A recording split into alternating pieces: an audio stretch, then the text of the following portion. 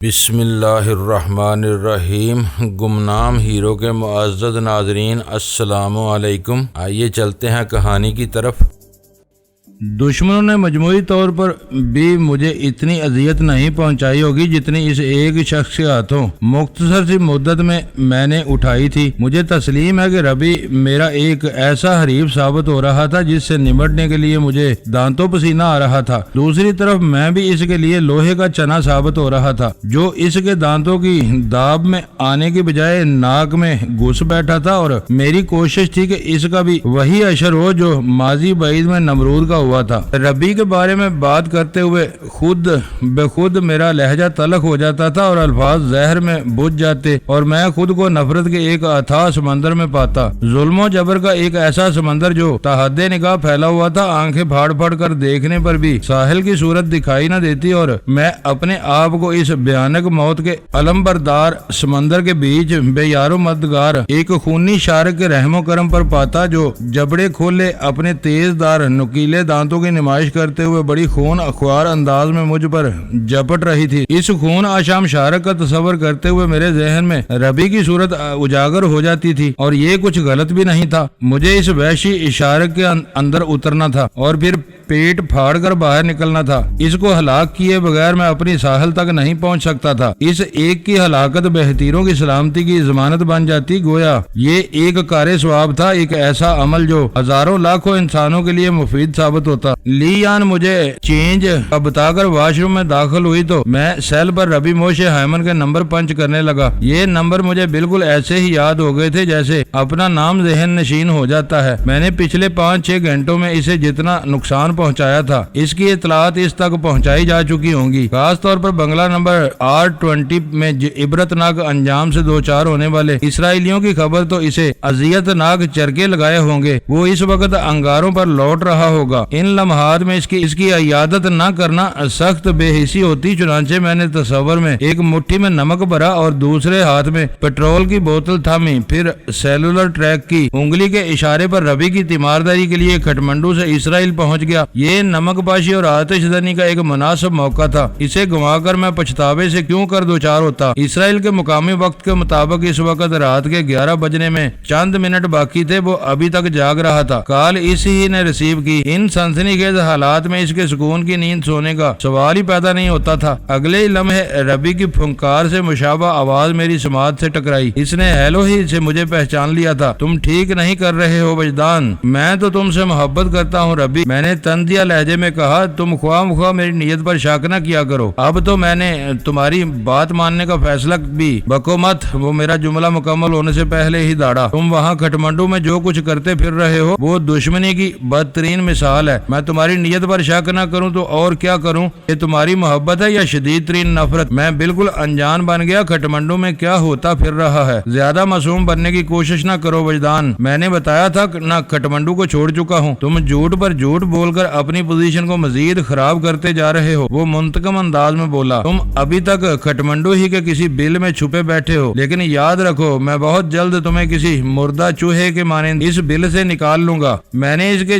جلتے ہوئے ذہن پر پٹرول کا چھڑکاؤ کرتے ہوئے کہا۔ دھمکیاں ہی دیتے رہو گے یا یہ بھی بتاؤ گے کہ ادھر کھٹمنڈو میں کس نے تمہاری دم پر پاؤں رکھ دیا ہے جو تم یوں ناچے ناچے پھر رہے ہو؟ میں تو تمہیں اپنے فیصلے سے آگاہ کرنے والا تھا، لیکن تم نے میری خیر سگالی کے جذبات کی ایسی کم تیسی کر کے رکھ دی ہے۔ وہ ایک لمحے خاموش رہنے کے بعد مستفر ہوا۔ اس مرتبہ اس کے لہجے میں قدرے اعتدال تھا۔ ہاں بتاؤ، تم نے میری بات ماننے کے سلسلے میں کیا فیصلہ کیا ہے؟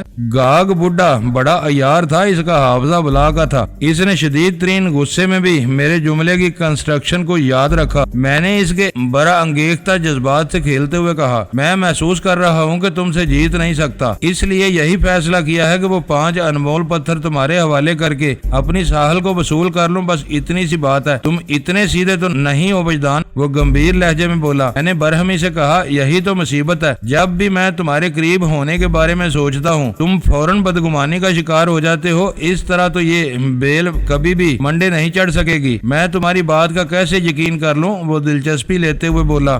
تم میری بات کا یقین کرو یا اس سم کو بھی بلاک کرنے کے احکام صادر کر دو، یہ تمہاری مرضی پر منحصر ہے۔ میں نے مصنوعی مجموعی جھنجھلاہٹ کا مظاہرہ کرتے ہوئے کہا، کٹمنڈو میں مجھے تمہارے وسیع اختیارات کا اندازہ ہو گیا تھا۔ نیپال پولیس آج کل تمہارے اشاروں پر ناچ رہی ہے اور وہاں کے ہر ادارے میں تمہیں عمل دخل کی آسانی فراہم ہے۔ وہ قطع کلامی کرتے ہوئے بولا، کیا تم واقعی کھٹمنڈو سے نکل چکے ہو؟ میں تمہیں یقین دلانے کے لیے کوئی قسم نہیں کھا سکتا۔ اچھا یہ بتاؤ کہ وہ پتھر کیسے مجھ تک پہنچا رہے ہو؟ پہلے تم مجھے کھٹمنڈو میں پیش آنے والے واقعات کے بارے میں بتاؤ۔ میں نے اس کے چرکے ہوئے زخموں میں نمک بھرتے ہوئے کہا، ذرا مجھے بھی تو پتا چلے کہ کون سی قیامت کو مجھ سے منسوب کر رہے ہو۔ مجھے امید نہیں تھی وہ میری فرمائش پوری کرے گا، لیکن لگتا تھا عبادت گاہ کے تہہ خانے میں پوشیدہ وہ قیمتی پتھر اس کی سب سے بڑی کمزوری کی حیثیت اختیار کر چکے تھے۔ وہ ان کے حصول کی خاطر کسی بھی حد سے گزرنے کو تیار بیٹھا تھا۔ اس کے دستے راست جہنم مکانی برنارڈ لیو اور میرے خیر خواہ آن جہانی محترم سانگ فو کی زبانی مجھے پتا چلا تھا کہ قدیم عبرانی کتابوں میں ان 5 پتھروں کے حوالے سے ایک طویل باب رقم ہے جس کی روح سے یہ پتھر جس بھی شخص کے قبضے میں ہوں گے وہ پوری دنیا کو اپنے سامنے جھکانے کی قدرت کا مالک بن جائے گا۔ ربی موشے ہائمن زمینی خدا بننے کی خواہش میں ان پتھروں کے حصول کے لیے باولا ہوا جا رہا تھا۔ اس سلسلے میں وہ مجھے اسی لیے رعایت دینے پر تیار ہو جاتا تھا کہ ان پتھروں تک صرف اور صرف میں ہی رسائی حاصل کر سکتا تھا۔ لہٰذا اس نے نہایت ہی مختصر الفاظ میں مجھے بتا دیا کہ اروڑا کاٹیج والے بنگلے R20 میں کون سی قیامت خیز واقعات پیش آئے ہیں، اور بعد ازاں جیپ اور منی ٹرک پر گزرنے والی بینا کے بارے میں بھی بتا دیا۔ آخر میں اس نے متاملانہ انداز میں کہا، وجدان آثار سے یہی پتا چلتا ہے کہ ان واقعات میں سراسر تمہارا ہاتھ ہے۔ اگر تم وہ 5 پتھر میرے حوالے کرنے پر تیار ہو جاؤ تو میں تمہاری اس نادانی کو بھی معاف کر دوں گا۔ معافی کا سوال تو اس وقت پیدا ہوگا اگر میں ان واقعات کی ذمہ داری قبول کر لوں گا۔ میں نے ایک ایک لفظ پر زور دیتے ہوئے کہا، پھر بڑے میٹھے انداز میں اسے کاٹنے کی کوشش جاری رکھی اور اضافہ کیا، مجھے تو یہ کوئی اور ہی چکر دکھائی دے رہا ہے۔ آخری جملہ میں نے اتنے پراسرار انداز میں ادا کیا کہ وہ تڑپ کر بولا، تم کس چکر کی بات کر رہے ہو؟ پہلے یہ بتاؤ کہ کیا تمہیں یقین ہے کہ کھٹمنڈو والے واقعات میں میرا ہی ہاتھ ہے؟ تمہیں باقاعدہ وہاں دیکھا گیا ہے وجدان؟ وہ بسوک سے بولا۔ میں نے مانی خیز لہجے میں کہا، پھر تو میرا اندازہ بالکل درست ہے۔ تم نے ابھی تک اپنے اندازے کے بارے میں کچھ نہیں بتایا۔ میرا خیال ہے میرا پرتو تمہارے خلاف اس قسم کی انتقامی کارروائی کر رہا ہے۔ میں نے گہری سنجیدگی سے کہا تو وہ سٹپٹا گیا، جھنجھلاہٹ امیز لہجے میں بولا، یہ نہیں ہو سکتا۔ نقلی وجدان کو تو تم نے مین ہیٹن کے سب وے میں ہلاک کر دیا تھا، وہ دوبارہ کس طرح متحرک ہو سکتا ہے؟ وہ نہ صحیح کوئی دوسرا تو متحرک ہو سکتا ہے۔ میں نے چبھتے ہوئے لہجے میں کہا۔ وہ چونک اٹھا، کوئی دوسرا کیا مطلب ہے تمہارا؟ میں نے اس کی بکھلاہٹ سے محظوظ ہوتے ہوئے کہا، ربی نیو یارک میں نیست و نابود ہونے والا نقلی وجدان میری ایڈوانس مشقوں کے طفیل تشکیل پا کر متحرک ہوا تھا۔ اس میں میرے ارادے کو دخل نہیں تھا، لیکن اب میں نے اس ٹیکنالوجی پر تصرف حاصل کر لیا ہے۔ میں اپنی مرضی سے جتنے چاہوں نقلی وجدان تخلیق کر سکتا ہوں۔ یہ بات میں نے محض اسے ڈرانے کے لیے کی تھی، حقیقت سے اس کا دور کا واسطہ بھی نہیں تھا۔ مجھے شوق تھا اور نہ ہی اتنی فرصت مجھے میسر تھی کہ اس قسم کی مشقوں اور مراقبوں کو افورڈ کر سکوں۔ مین ہیٹن کے انڈر گراؤنڈ ریلوے ٹریک پر میں نے ایک طویل مارکے کے بعد اپنے نیگیٹو سے نجات حاصل کر لی تھی، تو یہی بہت تھا۔ پہلی مرتبہ اسے احساس ہوا کہ میں اتنی دیر سے اسے الو بنا رہا تھا۔ اس کا سنجیدہ اور معتدل انداز یکدم جارحانہ ہو گیا۔ بفرے ہوئے لہجے میں بولا، تم مجھے بیوقوف نہیں بنا سکتے، اس بوگس کہانی کو رہنے ہی دو۔ وہ ایک ایسی حقیقت سے انکار کر رہا تھا جو واقعتاً پیش آ چکی تھی۔ بیوقوف بنانے کے بعد ہی تو میں دیدہ و دانستہ اس سے کھیل رہا تھا اور وہ اتنی دیر سے بڑی شرافت کے ساتھ میرے ہاتھوں کا کھلونا بنا ہوا تھا۔ اس وقت میرے دل میں شدت سے یہ خواہش جاگی کہ کاش ان لمحات میں ربی کے روبرو ہوتا اور اس کے چہرے پر برسنے والی خجالت کو اپنی آنکھوں سے دیکھ سکتا۔ فی الحال ایسا ممکن نہیں تھا، لہذا میں اس کی سنی انسنی کرتے ہوئے اپنی ہی دھن میں کہتا چلا گیا، اس لاٹ میں نے 1 درجن نقلی وجدان تیار کیے ہیں، جن میں سے 11 اس دنیا کے مختلف محاذوں پر تمہاری مٹی پلید کرتے رہیں گے اور 12واں نقلی وجدان اصلی پتھروں کے ساتھ تمہارے پاس اسرائیل پہنچے گا۔ مجھے امید ہے تم میرے اس نمائندے کا فقید المثال استقبال کرو گے۔ اس ہاتھ دو اس ہاتھ لو کے اصول کے مطابق تم میری ساحل کو اس نمائندے کے حوالے کر دینا۔ اچانک مجھے یوں محسوس ہوا جیسے میں خود ہی سے باتیں کیے جا رہا ہوں، مجھے کوئی سامع میسر نہیں تھا۔ میں اسے ہیلو ربی پکارنے کا ارادہ کر ہی رہا تھا کہ مجھے احساس ہو گیا دوسری طرف وہ لائن پر موجود نہیں۔ میں ایسے جذب کے عالم میں اسے چرکے لگا رہا تھا کہ پتہ ہی نہ چلا کب وہ فون بند کر کے ندارد ہو گیا تھا۔ میں نے سیل کو ایک طرف ڈال دیا اور ایک طویل سانس خارج کرتے کرتے ہوئے لی یان کی طرف دیکھنے لگا۔ ربی سے ہونے والی گفتگو کے دوران میں وہ اینج کے مراحل سے گزر کر دوبارہ میرے پاس آ گئی تھی۔ اس کے کاندھے اچکاتے ہوئے کہا، اب تو یہ سم کارڈ بھی گیا کام سے، ربی اس کنیکشن کو بھی منسوخ کروا دے گا۔ میرا خیال تم سے قطعی مختلف ہے۔ میں نے کہا، کیا مختلف ہے؟ اس نے پوچھا۔ میں نے بتایا، اس وقت یہ فون ہی وہ ذریعہ ہے جس کے توسط سے وہ مجھ سے رابطہ کر سکتا ہے۔ وہ اس لائن کو کاٹنے یا کٹوانے کی حماقت نہیں کرے گا۔ تم بھول رہے ہو، وہ پہلے بھی ہمارے 2 کنیکشن ختم کروا چکا ہے، وہ بولی۔ اور تھوڑی دیر پہلے تو تم کہہ رہے تھے کہ اب ربی سے رابطہ نہیں رکھو گے، اسرائیل پہنچنے کے بعد ہی اس کی خبر لوگے۔ میں نے کہا، پہلے کی بات دوسری تھی، اب حالات میں بڑی خاصی تبدیلی آ چکی ہے۔ اسے یقین ہو گیا ہے کہ وہ مجھے اپنی منافقانہ دوستی کے فریب میں نہیں جکڑ سکے گا۔ اس کا کوئی داؤ مجھ پر کارگر نہیں ہوگا۔ میں نے اسے جن کانٹوں پر گھسیٹا ہے، وہاں وہ کسی بھی وقت مجھ سے رابطہ کرنے کی ضرورت محسوس کر سکتا ہے۔ میں سانس لینے کے لیے متوقف ہوا، پھر اضافہ کرتے ہوئے کہا، حقیقت یہی ہے کہ میں آج خود اس سے رابطہ نہیں کروں گا۔ وہ مجھے فون کر بیٹھے تو دوسری بات ہے۔ لی یان نے اس سلسلے میں مجھ سے زیادہ بحث نہیں کی اور سرسری انداز میں بولی، ممکن ہے تمہارا اندازہ درست ہو، لیکن میرا نہیں خیال یہ کنیکشن زیادہ دیر تک تمہارے لیے کارآمد رہ سکے گا۔ اس کی اس پیش گوئی نے مجھے چونکا دیا۔ میں نے پوچھا، تم کیا کہنا چاہتی ہو؟ ہم چند گھنٹے کے بعد یہاں سے روانہ ہونے والے ہیں۔ اس نے کہا، نیپال کی حدود سے نکلتے ہی یہ کنیکشن بیکار ہو جائے گا کیونکہ رومنگ کا مسئلہ اٹھ کھڑا ہوگا۔ میں نہیں جانتی اس سروس کی رومنگ سے بھی ہے بھی یا نہیں۔ بہرحال وہ لمحہ بھر کے لیے متوقف ہوئی، پھر آگے بڑھتے ہوئے بولی، اگر یہ کمپنی اپنے یوزرز کو بیرون ملک رومنگ فراہم کرتی بھی ہے تو پھر نیٹ ورک والوں سے رابطہ کر کے تمہیں رومنگ کھلوانا ہوگی، اور میں سمجھتی ہوں ہمارے پاس اتنا وقت نہیں ہے۔ پھر ایک دوسرا مسئلہ کنیکشن کی نوعیت کا بھی ہے۔ میری معلومات کے مطابق پری پیڈ کنیکشن پر رومنگ کی سہولت فراہم نہیں کی جاتی، اس کے لیے پوسٹ پیڈ لائن لینا ضروری ہے۔ بہرحال میں نیپال کی موبائل سروس کمپنیز کے بارے میں زیادہ نہیں جانتی۔ وہ جتنا بھی جانتی تھی، وہ علم اس میدان میں مجھ سے یقیناً زیادہ ہی تھا۔ وہ مجھے پری پیڈ اور پوسٹ پیڈ رومنگ اور GSM کے بارے میں بتانے لگی۔ مجھے اس ٹیکنالوجی گفتگو سے کچھ زیادہ دلچسپی نہیں تھی، لہذا اپنے ماتھے کو سہلاتے ہوئے میں نے اکتاہٹ بھرے لہجے میں کہا، باڑ میں جائے یہ موبائل کنیکشن اور ربی موش ہائمن۔ وہ چند لمحات تک ٹٹولتی ہوئی نظر سے مجھے دیکھتی رہی، پھر تشویش بھرے لہجے میں پوچھنے لگی، وجدان تمہاری طبیعت تو ٹھیک ہے؟ ہاں میں ٹھیک ہوں، میں نے کہا، بس سر میں تھوڑا سا درد محسوس ہو رہا ہے۔ کہیں تمہارے اس سر کو ٹھنڈ تو نہیں لگ گئی؟ اس نے پوچھا۔ بیڈ روم کا موسم ایسا سرد بھی نہیں کہ اسے ٹھنڈ لگ جائے، پھر یہ موجودہ حالات کا اثر ہوگا۔ وہ اپنی رائے کا اظہار کرتے ہوئے بولی، لاؤ میں تمہارا سر دبا دیتی ہوں۔ اس نے یہ پیشکش اتنے خلوص اور لگاوٹ سے کی کہ میں انکار نہ کر سکا۔ اس وقت میں واقعی اس کی ضرورت بھی محسوس کر رہا تھا۔ میرے چہرے پر آمادگی کے تاثرات دیکھتے ہی وہ بیڈ پر چلی گئی۔ اس نے بیڈ کی پشت گاہ سے ٹیک لگا کر آلتی پالتی مار لی، پھر میرے منڈے ہوئے سر کو اپنے زانوں پر رکھ کر مجھے چت لیٹنے کی ہدایت کی۔ میں نے بلا چون چرا اس کی ہدایت پر عمل کر ڈالا۔ سر منڈاتے ہی اولے پڑنے کے بارے میں سن رکھا تھا، لیکن میرے ساتھ اس کے برعکس صورتحال پیش آ رہی تھی۔ لی یان اپنی مہربان انگلیوں کی جنبشوں سے میرے ذہن پر چھائے ہوئے غبار کو دھونے لگی۔ مجھے دوسروں سے خدمت لینے کا شوق نہیں، لیکن کوئی خود ہی محبت بھری پیشکش کر بیٹھے تو اس کا دل توڑنا بھی اچھا نہیں لگتا۔ میں نے آنکھیں بند کر لی اور اسی لمحے میرے ذہن میں ایک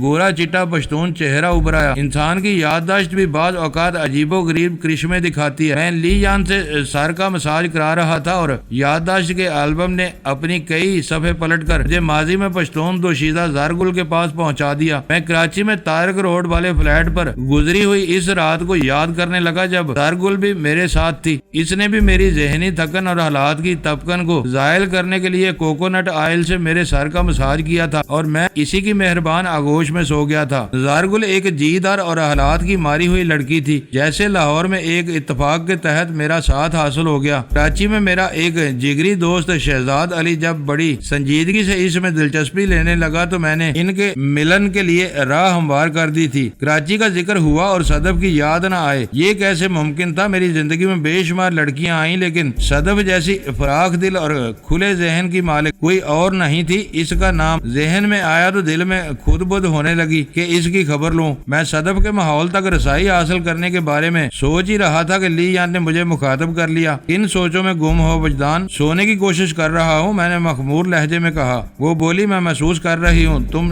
یہاں نہیں، بہت دور پہنچے ہوئے ہو۔ ابھی پہنچا تو نہیں، البتہ پہنچنے کی کوشش ضرور کر رہا ہوں، میں نے گول مول انداز میں کہا۔ وہ چونک کر پوچھنے لگی کہاں؟ نیند کی آغوش میں نے بے ساختہ کہا۔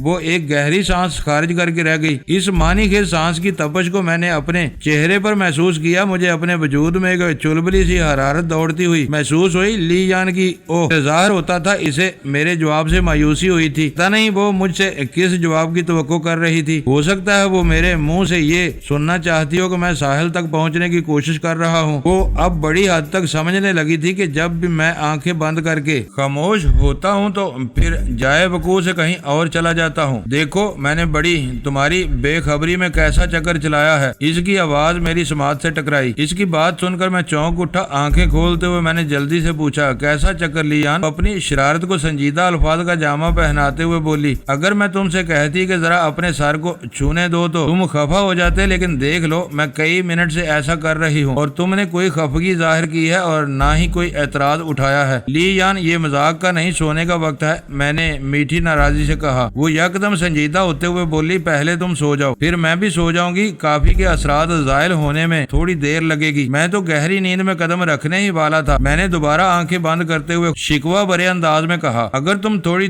دیر کے بعد مجھے یوں مخاطب کرتی رہو گی تو پھر سو چکا میں، ٹھیک ہے؟ میں اب تمہیں ڈسٹرب نہیں کروں گی، وعدہ، اس نے کہا۔ میں نے اس کے وعدے کا اعتبار کر لیا اور واقعی سونے کی کوشش کرنے لگا۔ اس نے بات ختم کرتے ہی اپنی وہ ٹانگ پھیلا لی جس پر میرا سر نہیں رکھا ہوا تھا، پھر ہاتھ بڑھا کر گرم کمبل کھینچ لیا۔ اس نے مجھے اور خود کو بآہستگی وہ کمبل اڑا دیا، پھر باقی وجود کو ساکت رکھتے ہوئے اپنی مشاق انگلیوں کو متحرک کر دیا۔ نرسنگ اور ٹیچنگ دو ایسے شعبے ہیں کہ جن سے تعلق رکھنے والوں کی نرم خو اور گداز دل ہونا چاہیے۔ لی یان نے بھی نرسنگ کورس کر رکھا تھا۔ وہ اس کورس کے ساتھ کو اپنی انگلیوں کے گداز میں ملا کر میرے سر میں اتارنے لگی۔ میں نے گہری نیند کی وادی میں اترتا چلا گیا، پھر پتہ نہیں کس سمے وہ بھی چپکے سے کمبل کے اندر اتر آئی۔ اگلی صبح بڑی روشن اور فرت بخش تھی۔ اگرچہ گزشتہ رات کو سونے کے لیے بہت کم وقت ملا تھا، لیکن اس محدود وقت نے پچھلی رات ہونے والی مارا ماری کی ساری کلفت کو نچوڑ کر رکھ دیا تھا۔ میں خود کو بہت ہلکا پھلکا اور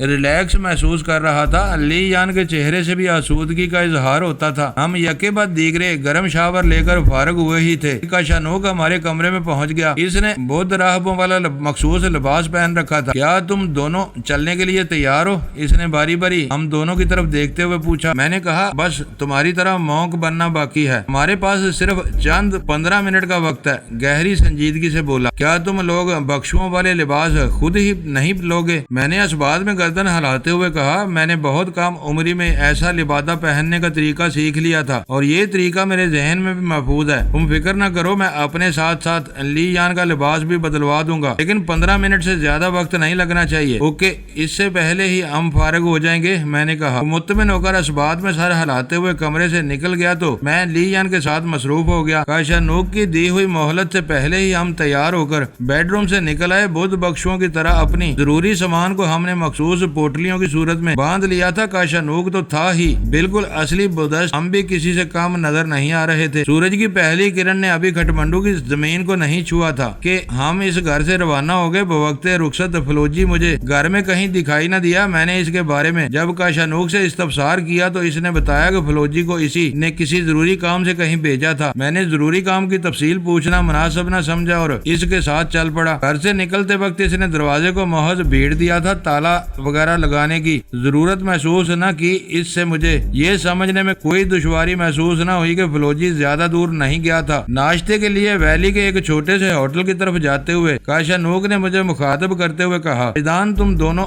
روپ بدل کر بدھ بخشو بن گئے ہو، لہذا تمہارے نام بھی بدل جانا چاہیے۔ میں نے تمہارے لیے نام سوچ لیے ہیں، جب تک ہم کسی محفوظ فضا میں نہیں پہنچ جاتے۔ تم چینگ اور لی یان منچوری ہو، تم دونوں اپنے ناموں کو اچھی طرح ذہن نشین کر لو، یہ اچھی ترکیب ہے، میں نے سراہنے والے انداز میں کہا۔ کیا تم حسب معمول کاشانوک ہی رہو گے؟ نہیں، میں اب خام ہوں، نفی میں گردن ہلاتے ہوئے بولا۔ تم مجھے خام کے نام ہی سے مخاطب کرو گے؟ اوکے، میں نے اس بات میں سر ہلا دیا۔ ٹھیک 10 منٹ بعد ہم ایک چھوٹے سے ہوٹل میں بیٹھے ناشتہ کر رہے تھے۔ بدھ بخشو نہایت ہی سادہ خوراک پر گزارا کرتے ہیں اور اس خوراک میں بھی زیادہ تر اناج ہی شامل ہوتا ہے۔ کاشانوک نے ایک مناسب سے ناشتے کا آرڈر دیا اور ہم دھیمی آواز میں گفتگو کرنے لگے۔ اس ہوٹل میں زیادہ رش نہیں تھا۔ میں نے اندر قدم رکھتے ہی تنقیدی نگاہ سے وہاں کا جائزہ لے لیا تھا۔ ہم سے پہلے وہاں لگ بھگ 10 افراد مختلف میزوں پر بیٹھے ناشتہ کرنے میں مصروف تھے۔ کاشانوک नोक ने ली यान की तरफ देखते हुए पूछा, तुम इस भारी और गर्म लिबास में हरकत करते हुए दिक्कत तो महसूस नहीं कर रही हो? मुझे अजीब सा लग रहा है, ली यान ने साफ गोई का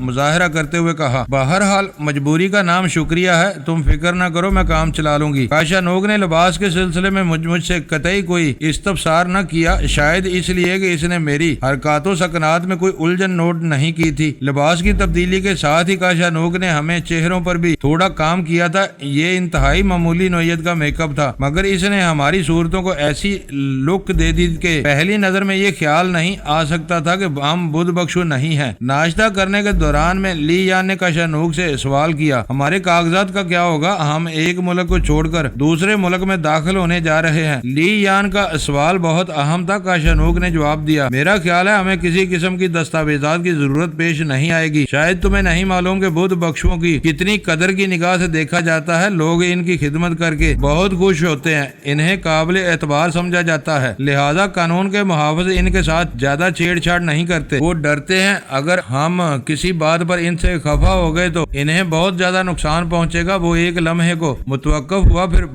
फिर निहायत ही राजदाराना अंदाज में बोला, आमतौर पर जो लोग अपनी जरूरी और गैर जरूरी मसरूफियात के बायस मजहब से दूर हो जाते हैं, लाजमी इबादत और रियाजत के लिए वक्त नहीं निकाल पाते, वो बुद्ध राहबों का कुछ ज्यादा ही ख्याल रखते हैं। अपनी दानिश्त में वो इस तरह मामलात को बैलेंस कर रहे होते हैं। अलगरज मुझे उम्मीद है कि हम जिस बेस में सफर पर रवाना होने वाले हैं, इसमें हमें किसी बड़ी दुश्वारी का सामना नहीं करना पड़ेगा। बुद्ध यात्रियों के लिए सब के दिलों में एक नरम गोशा मौजूद होता है। वैसे भी वो सांस लेने के लिए रुका, फिर बात को मुकम्मल करते हुए बोला, ग्वादरी तक तो हम नेपाल ही की हदूद में हैं, लिहाजा कोई मसला खड़ा नहीं होगा। आगे के बारे में बाद में सोचेंगे, फिलहाल तो हमें खटमंडू से निकलना है। अगर हमने ये बेखैरियत खटमंडू की हदूद से बाहर कदम निकाल लिया तो फिर लॉर्ड बुद्धा की मदद से हम बड़ी सहूलत से तिब्बत में भी दाखिल हो जाएंगे। अचानक यूं महसूस हुआ जैसे कोई पूरी तवज्जो से हमारी गुफ्तगू सुनने की कोशिश कर रहा हो। ये बड़ा नाकाबिले यकीन एहसास था, क्योंकि हम निहायत ही धीमी आवाज में बातें कर रहे थे। मैंने इस एहसास के साथ ही बेइख्तियार निगाह उठाकर सामने देखा और चौंक गया। हमसे 15 फुट के फासले पर एक मेज पर कोई बुद्ध बख्शू बैठा नाश्ता कर रहा था, लेकिन मेरे